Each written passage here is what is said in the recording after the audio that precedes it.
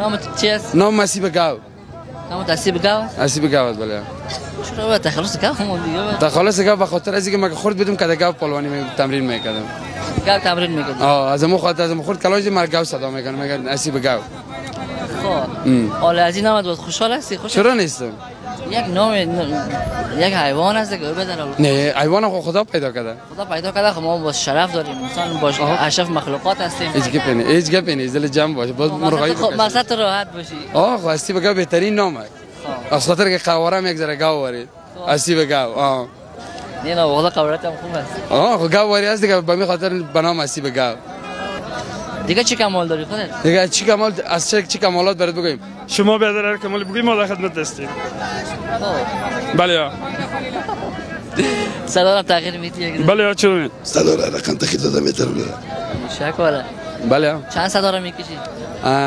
یک 3 4 تا.